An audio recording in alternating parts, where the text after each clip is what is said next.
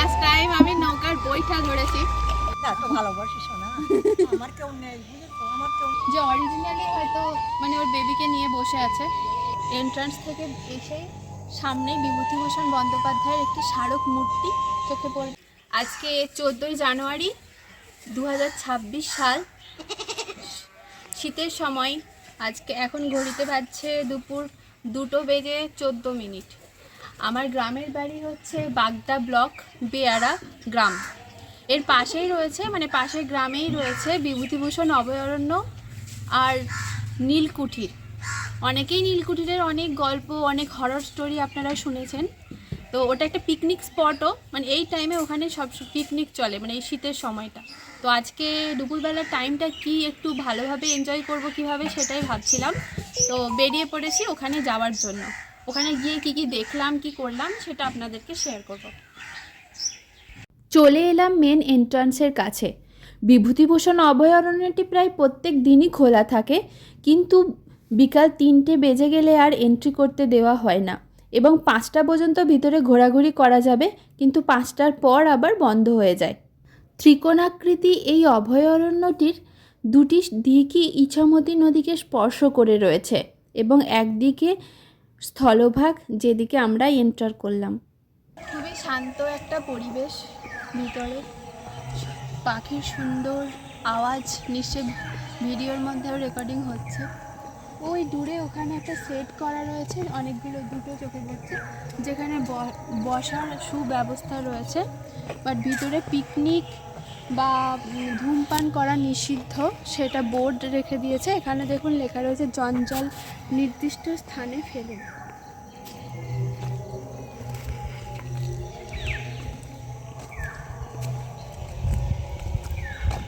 খুবই শান্ত পরিবেশে যদি নিজের মতো করে সময় কাটাতে চান, তাহলে এটা খুবই ভালো একটা জায়গা। পয়সা হবে 10 টাকা? হ্যাঁ হবে। দাও মানে কিছু অজানা কথা। ভারতবর্ষে 329 মিলিয়ন হেক্টর ভূভাগ, প্রায় 4,500 উদ্ভিদের অবস্থিতি।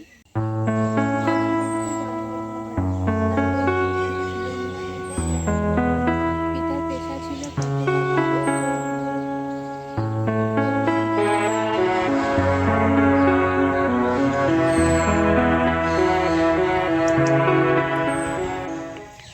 আমরা বিভূতিভূষণ অভয়ারণ্যের ভেতরে প্রবেশ করলাম। এন্ট্রান্স থেকে এসেই সামনেই বিভূতিভূষণ বন্দ্যোপাধ্যায়ের একটি স্মারক মূর্তি চোখে পড়বে, যার পাশে একটি সাইনবোর্ড দেওয়া রয়েছে। বিভূতিভূষণ বন্দ্যোপাধ্যায় উত্তর 24 পরগনা জেলার বনগাঁ যে শহর রয়েছে, ওর পাশে ব্যারাকপুর নামে একটি ছোট্ট জায়গা রয়েছে, যেখানেই ওনার পৈতৃক বাড়ি। ওনার অনেক লেখনী আমাদের এই বিভূতিভূষণ অভয়ারণ্য এবং তার পাশে বয়ে যাওয়া যে ইছামতি নদী রয়েছে, এটা নিয়েও একটা ওনার উপন্যাস রয়েছে, ইছামতি বলে। আদর্শ হিন্দু হোটেল একটা উপন্যাস রয়েছে। তারপর আমরা অপরাজিতা বলে যেটা জানি, অপু দুর্গার একটা গল্প। এই সমস্ত কিছু গল্পের মধ্যে উনি নিজেকে এবং এই জায়গার মানুষজন, নদী নালা থেকে শুরু করে সবার কাহিনী লিখেছেন। এবং একটা সময় উনি এই জায়গাতে ওনার অনেকটা টাইম অতিবাহিত করেছেন। উনি বনগাঁর একটি স্কুলে শিক্ষকতাও করেছেন কিছু, মানে বেশ কিছুদিন ধরে। তারপর উনি ঘাটশিলাতে গিয়ে ওখানে ওনার শেষ জীবনীটা, মানে জীবনের শেষ সময়গুলো ওখানেই অতিবাহিত করেছেন এবং ওখানেই মারা যান। তো এনার নাম নিয়েই এই বিভূতিভূষণ অভয়ারণ্যের নাম। আশেপাশে আরও কী কী আমরা দেখব, সেটা আবার আপনাদেরকে দেখাবো। এই বিভূতিভূষণ অভয়ারণ্যের যে রোড ম্যাপটা, মানে কোন দিকে গেলে আমরা কি দেখতে পাবো, সেটা এখানে সুন্দরভাবে চার্ট করে দেওয়া রয়েছে।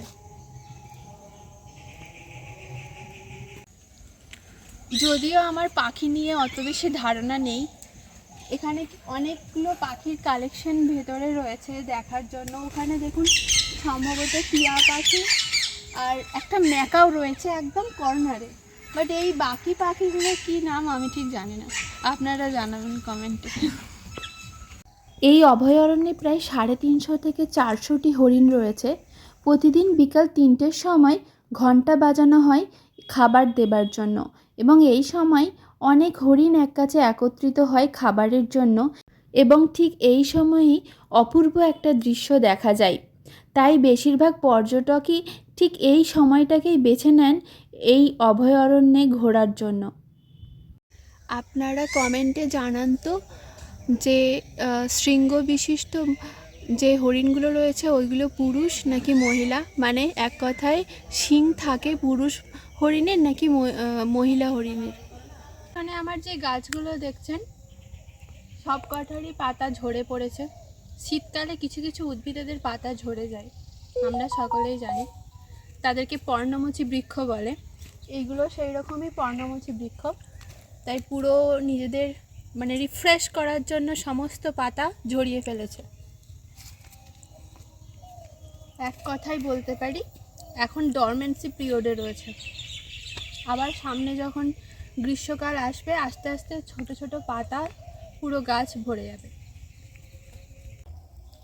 এখানে ঘুরতে ঘুরতে রাস্তার দু সাইডে দেখলাম প্রচুর ফার্ন গাছ হয়ে রয়েছে, আপনারা দেখতে পাবেন। ফার্ন গাছে ফুল ফল মানে এগুলো হয় না, ওরা বংশ বিস্তারের জন্য মানে এই টাইমটা মানে শীতের এই সময়টাতে পাতার পিছনের দিকে, এটা মানে এটা ফ্রন্ট সাইড আর এটা ব্যাক সাইড, এখানে দেখুন ছোট ছোট স্পোর হয়ে রয়েছে, এর মাধ্যমে এরা বংশবৃদ্ধি করে। আমার কলেজ লাইফের কথা মনে পড়ে গেল, তাই আপনাদের সাথেও একটা ছোট্ট ইনফরমেশন শেয়ার করে দিলাম। বিভূতিভূষণ অভয়ারণ্যের এটা একটা সাইড যেটা পাশ দিয়ে ইছামতি নদীটি বয়ে গেছে। এই ওইদিকে দেখুন রাস্তা মানে নদীটা ক্রস করলেই ওই সাইডে আমরা দেখতে পাবো নীলকুঠির, মানে নীল চাষ করার সময়ের অনেক ইতিহাস ওর মধ্যে আছে, যেটাকে কাটা সাহেবের বাংলোও বলে। ওর স্টোরি পরে আমি শেয়ার করব। আসলে এটার একটা গল্প রয়েছে, মানে বিভূতিভূষণ অভয়ারণ্যে এখন টিকিট মূল্য ফ্রি করে দেওয়া হয়েছে, কোনো টিকিট কেটে প্রবেশ করতে হয় না, কিন্তু একটা টাইমে 120 টাকা টিকিট দিয়ে এখানে এন্ট্রি করতে হতো। তো যারা আশেপাশে গ্রামের লোকজন রয়েছেন তারা ওই টিকিট না কেটে ঢোকার জন্য এই শর্টকাট রাস্তাটাকে অ্যাপ্লাই করতেন। এটা আমি শুনেছি আর কি আমার বাড়ির লোকজনের কাছে, যে মানে এই নদী পার করে এই সাইডে এন্ট্রি করলে টিকিট আর দিতে হতো না, তাই অনেকে মানে গ্রামবাসীরা এই সাইডেও অনেকে এন্টার করতেন অভয়ারণ্যতে। বিভূতিভূষণ অভয়ারণ্যে ঘোরাঘুরির পর্ব শেষ করে একটি ছোট্ট নৌকা নিয়ে নদীপথে আমরা চলে গিয়েছিলাম অপোজিট সাইডে থাকা নীলকুঠিতে। সেখানে অনেক ইতিহাস যেগুলো এখনও অজানা সেগুলো জানলাম এবং নৌকা চালানোর একটা অভিজ্ঞতাও অর্জন করলাম। সেই সমস্ত কিছু পরের ভিডিওতে আবার আপনাদের সাথে শেয়ার করব।